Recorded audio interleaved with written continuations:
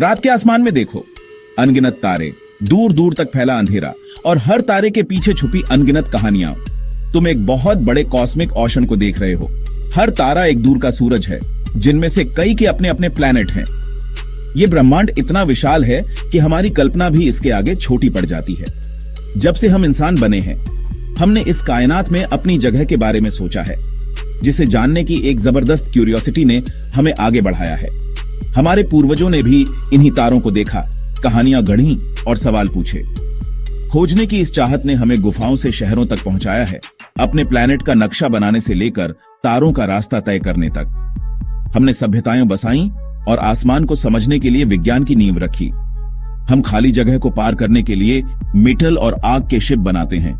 पुराने सवालों के जवाब देने के लिए स्पेसक्राफ्ट को अपने मैसेंजर के तौर पर भेजते हैं। हर लॉन्च में हमारी उम्मीदें और सपने बंधे होते हैं। हर मिशन हमारी डिस्कवरी की जर्नी में एक कदम आगे है, हमारी समझदारी और डिटर्मिनेशन का सबूत है। ये मिशन हमें सिखाते हैं कि असंभव भी मुमकिन हो सकता है। कॉस्मोस हमारी अल्टीमेट फ्रंटियर है और इसे खोजकर हम खुद को खोजते हैं। हर नई खोज हमें अपने अस्तित्व के बारे में और गहराई से सोचने पर मजबूर करती है। चांद के क्रेटर में रहस्य हैं, जो अरबों साल पुरानी कहानियां अपने भीतर समेटे हुए हैं। बर्फीले चांद के नीचे राज हैं, जहां शायद जीवन के संकेत छुपे हों, जिनका हमें अभी इंतजार है। और जिंदगी की शुरुआत के जवाब दूर के एटमॉस्फेयर में इंतजार कर रहे हैं। शायद कहीं किसी और दुनिया में जीवन की चिंगारी जल रही हो। खोज से मुंह मोड़ना हमारे अपने नेचर को नकारने जैसा होगा। इंसान की फितरत ही है सवाल पूछना और जवाब ढूंढना, और इसलिए हम बनाना, लॉन्च करना और सपने देखना जारी रखते हैं, तारों वाली अंधेरे में और भी आगे बढ़ते हुए। हमारी यात्रा कभी खत्म नहीं होती, क्योंकि हर जवाब के साथ एक नया सवाल हमारा इंतजार करता है। कुछ साल ऐसे होते हैं जो कॉस्मोस के साथ हमारे रिश्ते को फिर से डिफाइन कर देते हैं, जब इंसानियत की जिज्ञासा और हिम्मत एक नई ऊंचाई छूती है। 2024 उन्हीं में से एक साल था, एक ऐसा साल जब स्पेस की दुनिया में क्रांति सी आ गई। यह सिर्फ एक मिशन या एक देश की बात नहीं थी, बल्कि प्रोग्रेस का एक बड़ा उछाल था। देश, एजेंसियां और प्राइवेट कंपनियां मिलकर स्पेस की सीमाओं को लगातार आगे बढ़ा रही थीं। स्पेस एक्सप्लोरेशन को एक सीढ़ी की तरह समझो। 2024 में हमने एक साथ 2 या 3 सीढ़ियां चढ़ना शुरू कर दिया, और हर कदम पर नई चुनौतियां और नए मौके सामने आए। रफ्तार तेज हो गई, नई टेक्नोलॉजी, नए खिलाड़ी और युवा वैज्ञानिक इस कोशिश में शामिल हो गए, जिससे इनोवेशन की रफ्तार और भी बढ़ गई। इंटरनेशनल कंपटीशन और कोलैबोरेशन ने ऐसी ब्रेकथ्रू को बढ़ावा दिया जो आने वाले दशकों तक एक्सप्लोरेशन को शेप देंगे। एक साथ काम करने से इंसानियत की ताकत और बढ़ गई। साल की अचीवमेंट्स वाकई ऐतिहासिक थीं। चांद पर लैंडिंग, जुपिटर के यूरोपा के मिशन, जो हमारे सोलर सिस्टम के रहस्यों को खोलने की कोशिश कर रहे थे, और रॉकेट को फिर से यूज करने में एडवांसमेंट, जिससे स्पेस ट्रैवल पहले से कहीं ज्यादा सस्टेनेबल और किफायती बन गया। स्पेस टेलीस्कोप ने पहले से कहीं ज्यादा गहराई से कॉस्मिक हिस्ट्री को देखा और हमें ब्रह्मांड के शुरुआती रहस्यों की झलक दी। स्पेस एक्सप्लोरेशन का फ्यूचर आना शुरू हो गया था, जैसे ब्लूप्रिंट हकीकत बन गई। अब कल्पनाएं असलियत में बदल रही थीं। हमने 50 से ज्यादा सालों में पहली अमेरिकी लूनर लैंडिंग देखी, और खास बात यह थी कि इसे एक प्राइवेट कंपनी ने अचीव किया, जो स्पेस एक्सप्लोरेशन के नए युग की शुरुआत थी। अपोलो मिशन के बाद दशकों तक चांद मानवता के फोकस से दूर हो गया था, जैसे कि हमने वहां जाकर सब कुछ देख लिया हो। लेकिन अब 2024 में चांद फिर से एक नई ग्लोबल स्पेस रेस का सेंटर बन गया है, जिसमें पहले से कहीं ज्यादा देश और कंपनियां शामिल हैं। आज चांद सिर्फ एक डेस्टिनेशन नहीं, बल्कि एक साइंटिफिक लैब है, जहां हम ब्रह्मांड के इतिहास को समझने की कोशिश कर रहे हैं, और साथ ही यह एक रिसोर्स डिपो भी है, और भविष्य के मार्स मिशन के लिए एक ट्रेनिंग ग्राउंड भी बन गया है, जहां एस्ट्रोनॉट्स नई तकनीकों और सर्वाइवल स्किल्स की प्रैक्टिस कर सकते हैं। इस बार की रेस सिर्फ सुपर पावर्स के बीच नहीं है, यह एक वर्ल्ड वाइड फेनोमेनन है, जिसमें छोटे बड़े देश और प्राइवेट कंपनियां सभी लूनर सरफेस को टारगेट कर रहे हैं। जापान के एस्लिम लैंडर ने पिन पॉइंट प्रिसिशन के साथ लैंडिंग करके नई टेक्नोलॉजी का डेमो दिया। अमेरिका प्राइवेट इंडस्ट्री के साथ मिलकर चांद पर लौटा, जिससे स्पेस एक्सप्लोरेशन में एक नया युग शुरू हुआ। चीन ने फॉरसाइट से सैंपल लैंड किए और उन्हें सफलतापूर्वक धरती पर वापस लाया। जो एक बड़ी उपलब्धि है।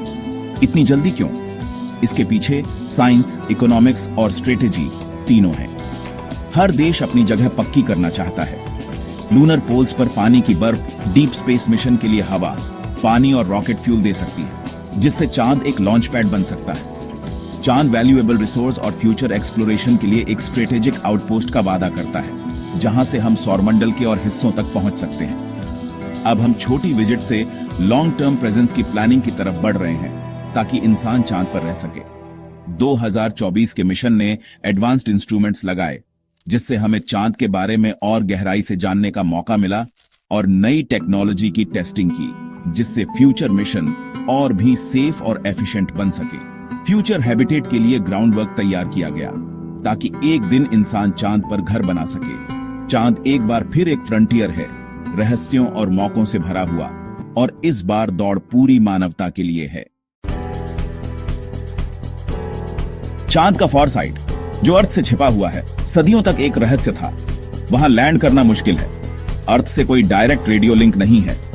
2024 में चीन के चैंगे 6 मिशन ने फार साइड पर लैंड किया और सैंपल घर लाए। यह एक हिस्टोरिक फर्स्ट था। Lander south pole Aitken basin में उतरा, शायद डीप लूनर मटेरियल को एक्सपोज करते हुए। चीन ने कम्युनिकेशंस को जोड़ने के लिए एक रिले सैटेलाइट का यूज किया, फिर कीमती सैंपल अर्थ पर वापस लाए।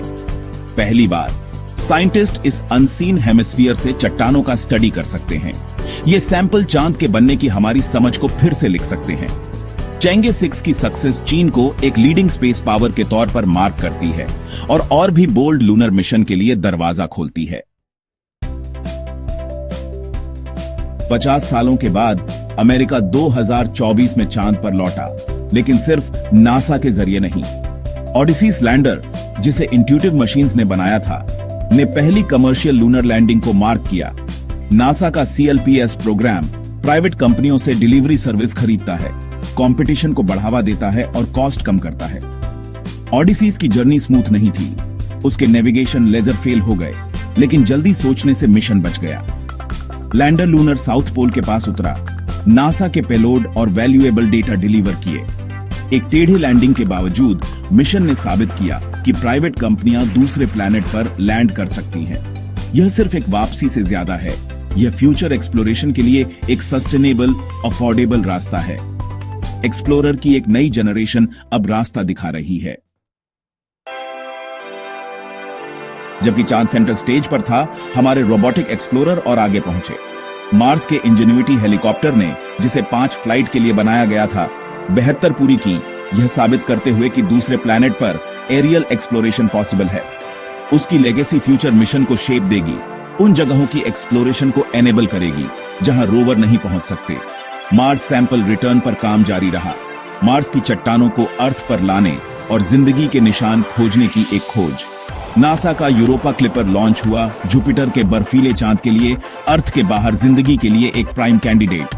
स्पेसक्राफ्ट दर्जनों फ्लाईबाई करेगा, यूरोपा के बर्फ के खोल को स्कैन करेगा और पानी के प्लूम की खोज करेगा।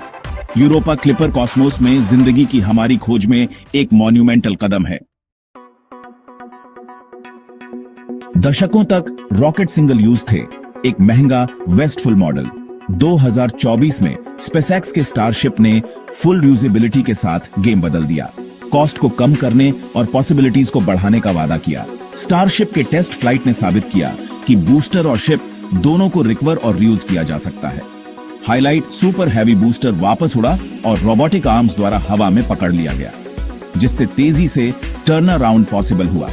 स्टारशिप की भारी capacity satellite, space station module और यहां तक कि आर्टेमिस एस्ट्रोनॉट्स को चांद पर लॉन्च करेगी। यह वह व्हीकल है जिसकी एलोन मस्क मार्स कॉलोनाइजेशन के लिए कल्पना करते हैं।